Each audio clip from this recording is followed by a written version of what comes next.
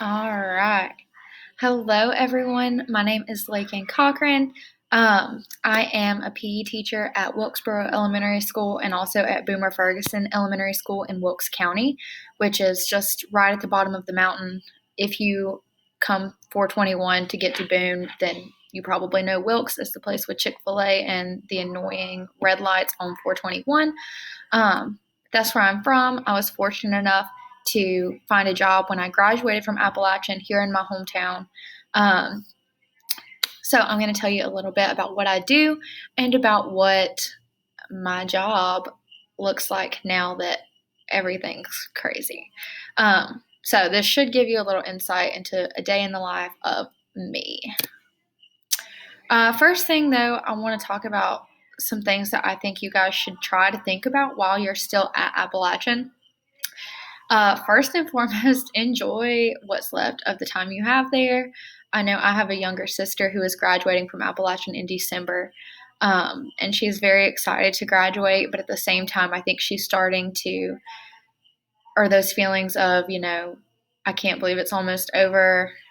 Oh my gosh, I'm going to have to be a functioning adult now, are kind of starting to set in. So really try to make the most of the time that you have left before you're out here in the real world with the rest of us who are just trying to figure it out as we go. Also, I want you to take note as to how your motivation changes whenever it comes to remote learning versus in-person learning.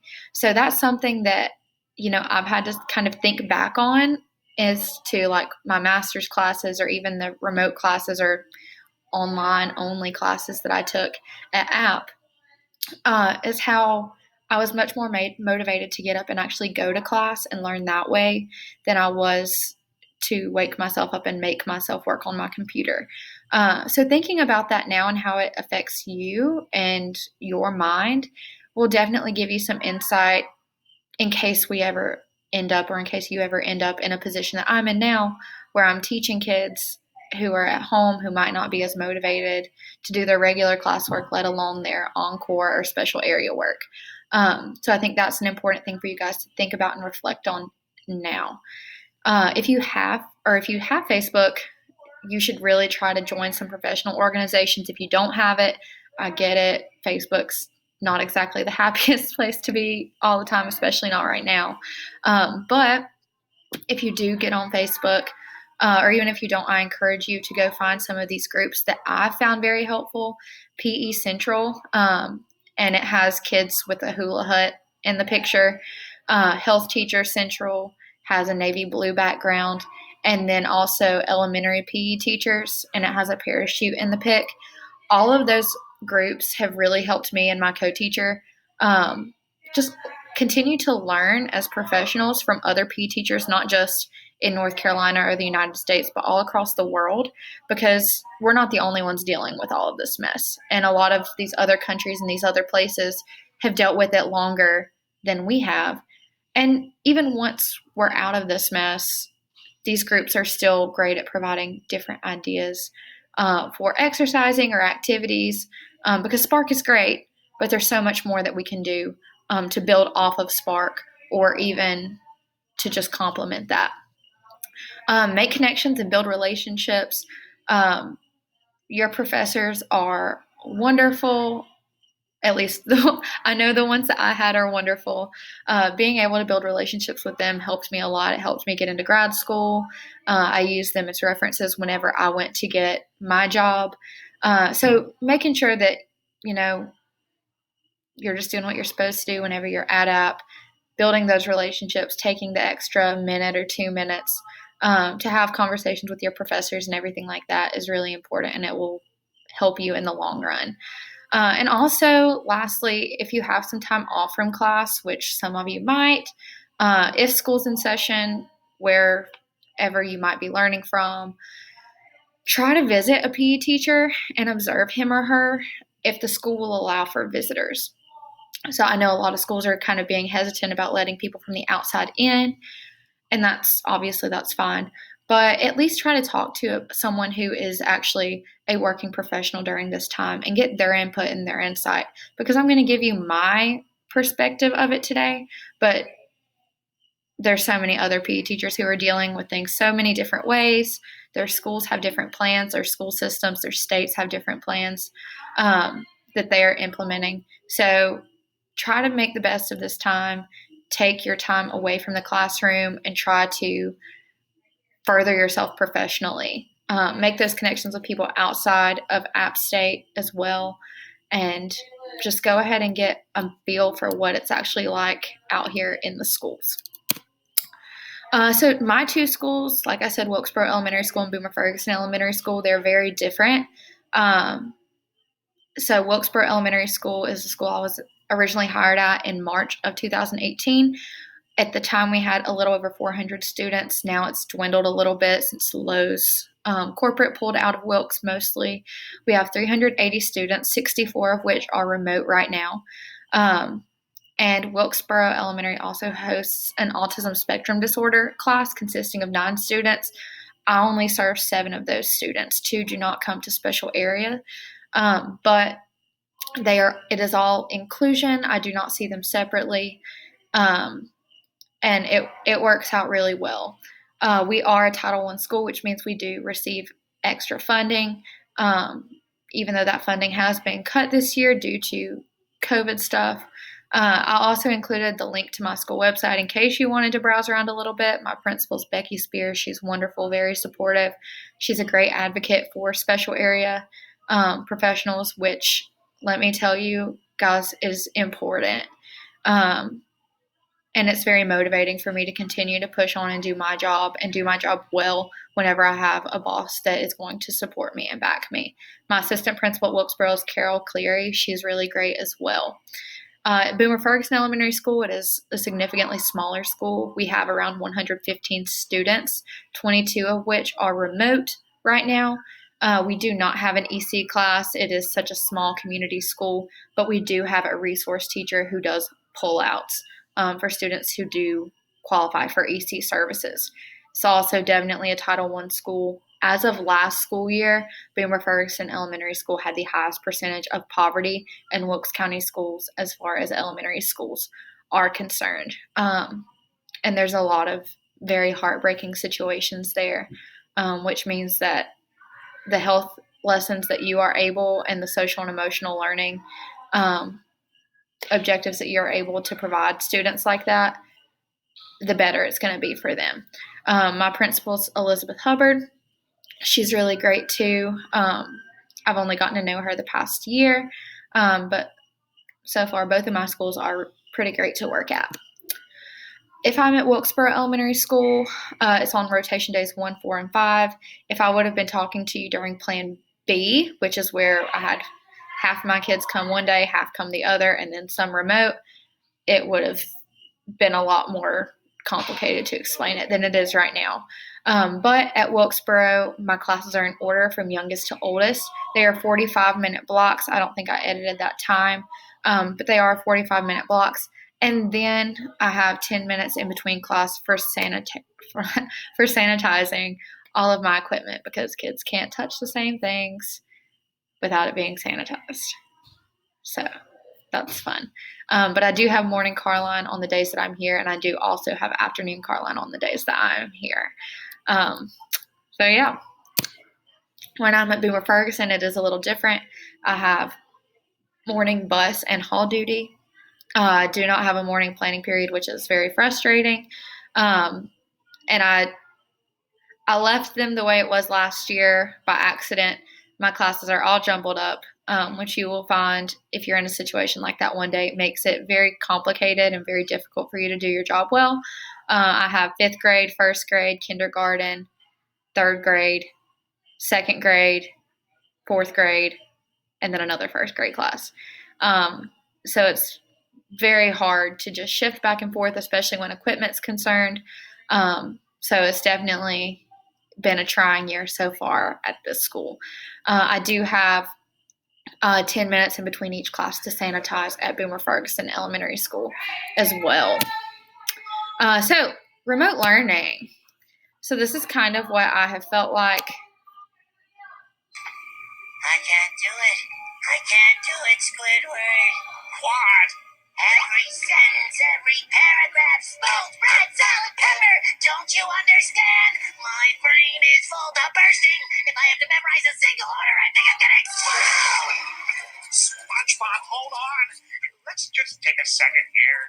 mailbox. Little more. Little more. All right. So that's what I felt like back in March. And to an extent, it's still kind of what I feel like at times.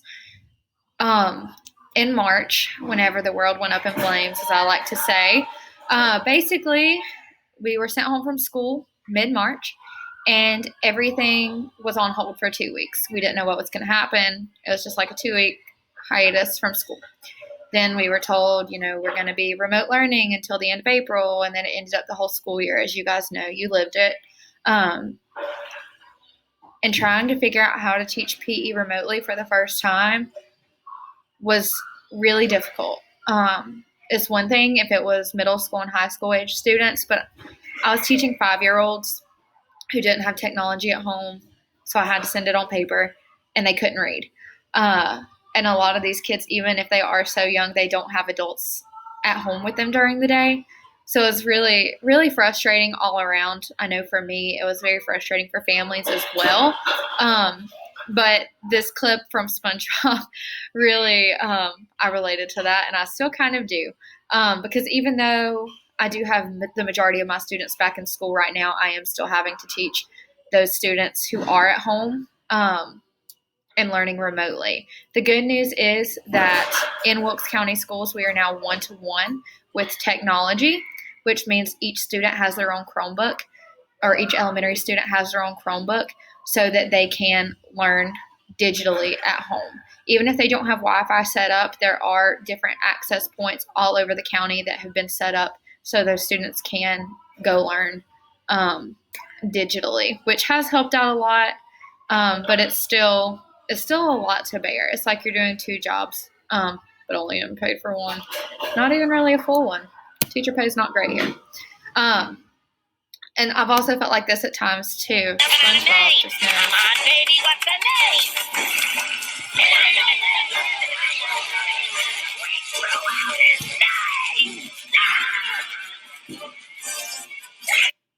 So I've definitely had some times where I felt like my brain was splitting. I'm sure Dr. Mitchell and you guys have also had similar feelings throughout this entire year of craziness that we've been living.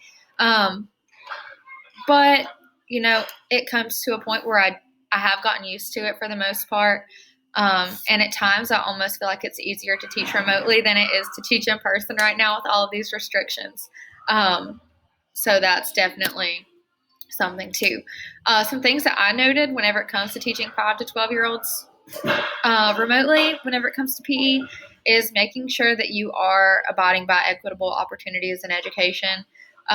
So if a student isn't able to meet the expectations you have digitally, that you're also providing paper and pencil options. Like I said, that's no longer an issue here in Wilkes County, but it was back in the spring.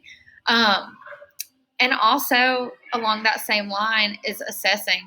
So making sure the students are doing their activities, because we are still being required to grade.